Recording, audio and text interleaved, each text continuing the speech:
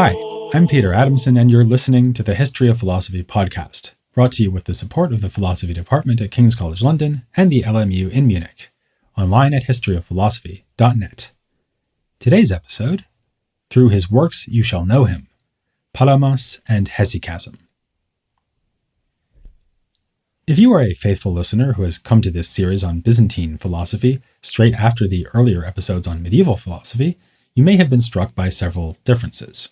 There have been fewer Marx Brothers references, and more rulers named Constantine, albeit like a good pasta sauce with some basil thrown in for good measure.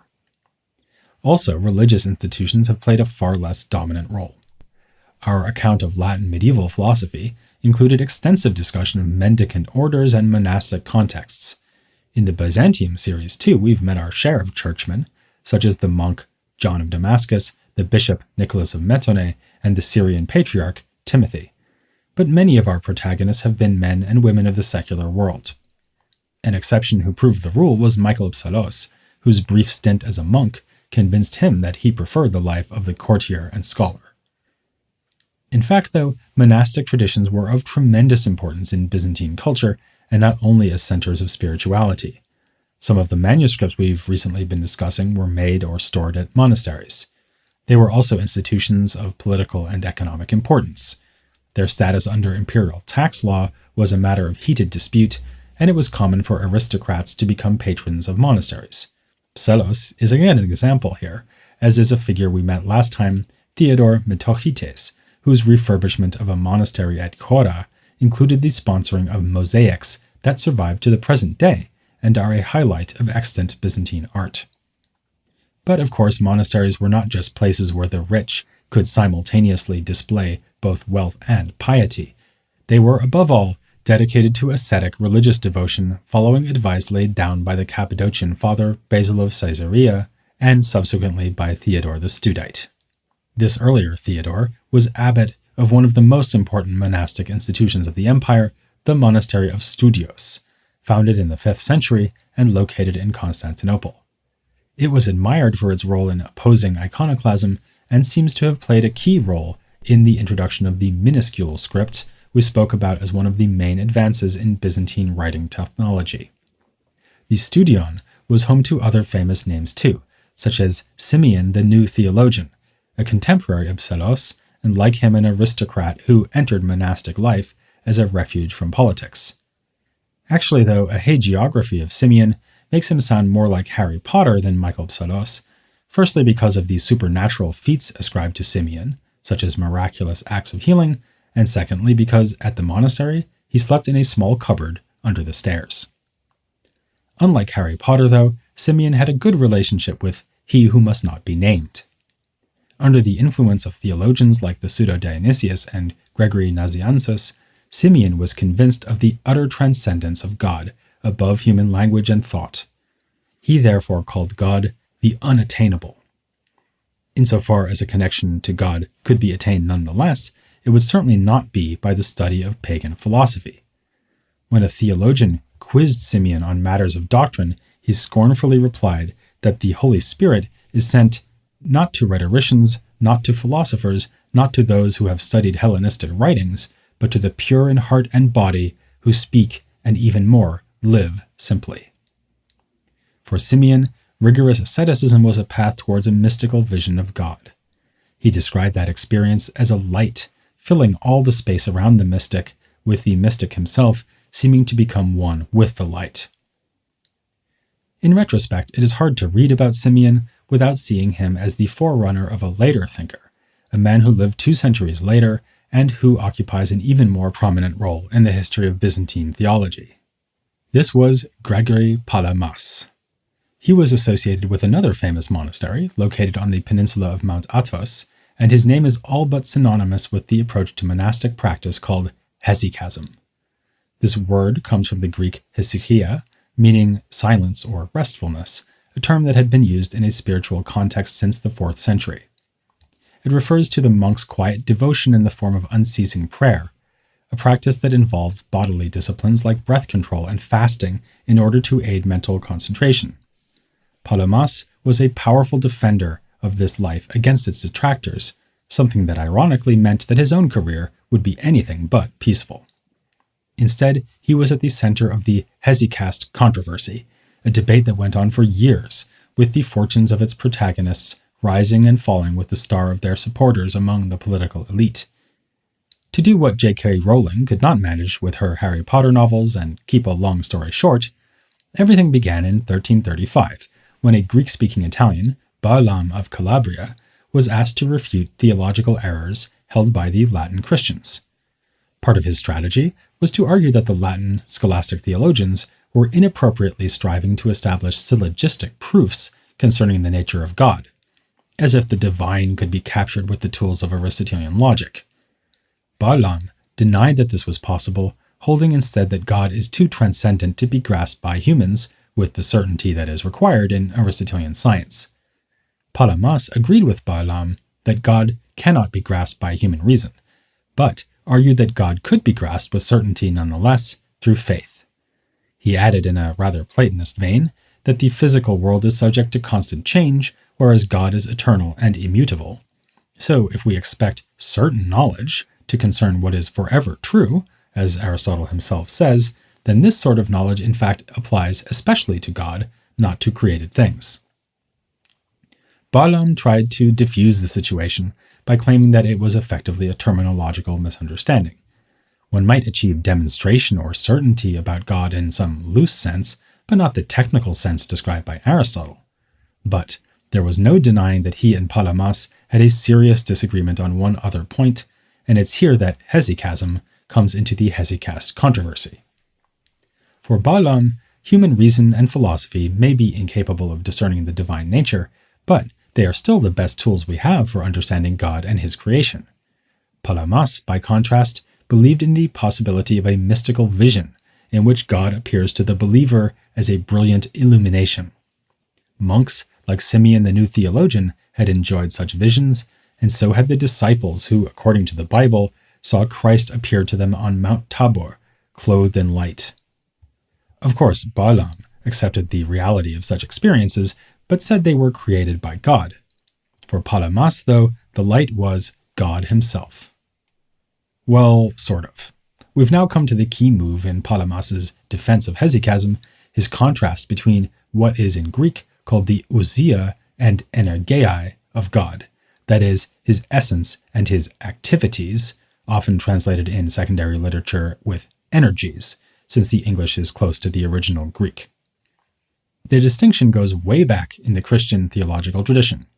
It was used by Maximus the Confessor, who argued that since there were two natures in Christ, divine and human, Christ must be capable of activities that express his two natures.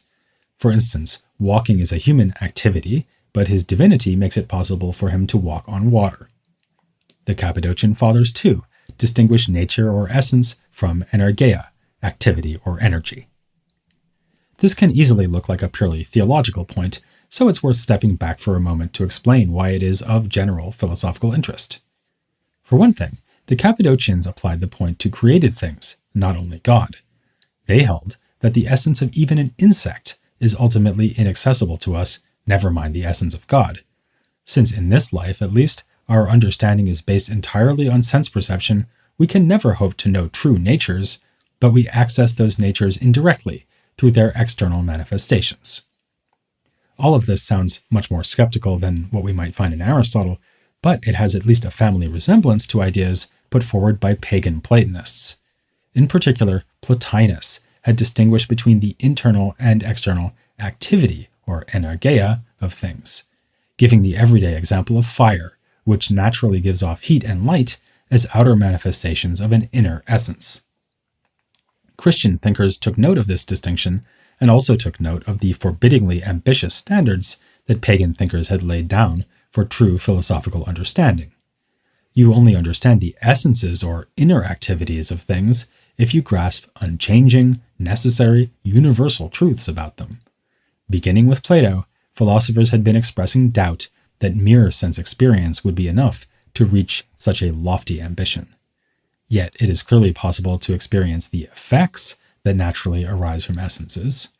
Harry Potter has no clue what the essence of an owl is. Not even Hermione can figure that one out. but it's easy to observe the activities that flow from the owl's nature, such as flying or delivering the mail. Now we can return to that claim that Palamas was making, but only sort of, namely that when Jesus' disciples, or a monk, behold a divine light, they are beholding God. If we want to speak strictly, we should say that they are not beholding God's essence or nature, but experiencing the activity or energy that makes manifest that essence or nature. One should not be misled by this, however, into thinking that the mystic fails to behold God after all. Just consider that when you stretch out your hand to feel the warmth of a fire, you are really experiencing the fire. Just so, the mystic who encounters God's light is experiencing God through his activity. This is how it is possible to participate in or unify with God. Furthermore, God's activity is not created, as Barlaam claimed, but itself divine. God remains unnameable and incomprehensible in his essence, yet the union or participation of a mystical vision allows us to go beyond the purely negative approach of theologians who allow us only to say what God is not. It is a higher way of grasping God, born of practice and known only through experience. This shows how wrong Barlaam was to extol the admittedly limited achievements of rational philosophy as the highest that can be attained by humankind. Palamas would agree with the somewhat earlier author, John Tzitzis, who wrote, "The kind of philosophy which is puffed up with arguments is false. The philosophy of real monks is the real kind. The latter is preparation for death, and killing of the flesh, and knowledge of the true and real beings, assimilation to God, as far as possible for humans, and love of wisdom and of God." But notice that in the midst of this quote, Tzitzis quotes Plato, who was the first to speak of assimilation to God insofar as is possible. Similarly, we've just seen Palamas drawing on the pagan philosophical tradition in differentiating activities from essence, even if his immediate references are Greek theologians like Maximus and Gregory Nazianzus. In any case, Palamas is not out to denigrate natural reason. Though he is highly critical of pagan philosophers, this is not because they used reason, but because they misused it, leading them to embrace such erroneous doctrines as Plato's belief that the whole cosmos has a single world soul. Palamas won the first round of the Hesychasm controversy when Barlaam was condemned in 1341, but the debate was far from over. This story has already had its fair share of Gregories, and Hesychasm was now criticized from a different direction by another one, Gregory Palamas. He believed that Palamas was putting forward innovative doctrines and misinterpreting authoritative texts. Worst of all, by crediting the Hesychast visionary with a true participation in God, Palamas was suggesting that the visionary can himself become divine. Palamas was vindicated again in 1347, only to be attacked anew by a figure we met in the last episode, Nikephoros Gregoras. Both Akindinos and Gregoras believed that applying the distinction between essence and activity to God would have the consequence of splitting the divine realm into two. Or actually, since there are many activities, Palamas was dividing the divine into many more than two. There would be God's essence and then all his various activities or energies. This was the most difficult challenge for Palamas to meet, and in fact, modern-day exegetes have not always agreed about how he meant to do so. In part, he just goes on the offensive by pointing out the dire consequences of rejecting the Hesychast theory. Given that various fathers of the Church insisted on the ineffable transcendence of God's very essence, denying the reality of activities around the essence would mean cutting us off from God entirely. Also, it cannot be the case that everything but God's essence is created, as his opponents claim, because then God's activity of creation would itself need to be created, which leads to a regress. The plurality of activities does not imply splitting up the unity of God. To the contrary, it proves that God's many activities must indeed be distinguished from his essence, since if they were not, then God's essence would be subject to plurality. This is all clear and pretty convincing, but when he comes to defend his own view, Palamas's arguments are not so easy to follow, or for that matter, to swallow. He is emphatic that the activities are inseparable from the essence, yet not identical with it. But when he tries to explain how this can be, he tends to say such things as that God is indivisibly divided and united divisibly. It's hard to imagine his opponents were much impressed by this sort of thing, and as I say, more recent readers have been unsure what to make of it too. One school of thought holds that the distinction between essence and activity is merely conceptual, just a contrast we introduce in order to understand God better. But it seems more likely that he takes the distinction to be a real one, made between two things that are very intimately connected. Or rather, we should resist the urge to think of the activities as further things that might or might not be distinct from God or from his essence. We might instead understand them as what God does, and things that he does freely. This would be a significant difference from the original Neoplatonic idea of an activity as a natural expression of an inner nature. After all, fire does not choose to radiate heat, and neither does Plotinus's first principle, the One, decide to emanate the rest of the cosmic hierarchy, as if it might have refrained from doing so. For Palamas, by contrast, God does choose to manifest himself to the prayerful monk as a brilliant light. The visionary mystic is thus allowed to participate in God by freely offered grace. To this extent, it must be said that Palamas's theory is unmistakably a Christian one, a kind of metaphysical variation on the theme that God freely offered himself as a sacrifice to redeem humankind. This applies also to his celebration of the practical and even physical side of monastic practice.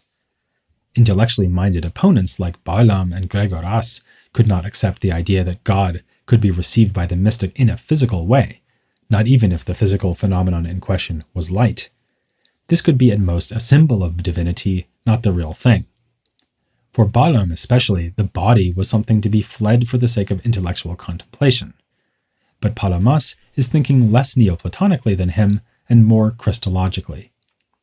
What could be more true to the idea of the incarnation than supposing that God comes to us when he sees fit by making himself manifest in the bodily realm? An irony of this whole debate is that when Balaam originally complained about those Latin scholastics who believed that they could syllogize about God, he was saying something that should have been quite congenial to Palamas. Balaam was trying to be faithful to the idea, so strong in Greek authorities like the Pseudo-Dionysius, that if God can be grasped, it can be only by a kind of unknowing. Being much less well acquainted with Latin literature than Balaam, Palamas was slow to appreciate the force of this response to scholasticism and quick to leap to the defense of monastic approaches to God. Balaam was an unusual figure in this respect. He abandoned Constantinople after his condemnation to join the papal court at Avignon, where he encountered Petrarch and offered him lessons in Greek. As meetings between East and West go, that's a pretty stunning one, but this was a period of many such encounters, of theological disputes between Latin and Greek Christianity, and of ambitious attempts to unite the two spheres that had been so divided.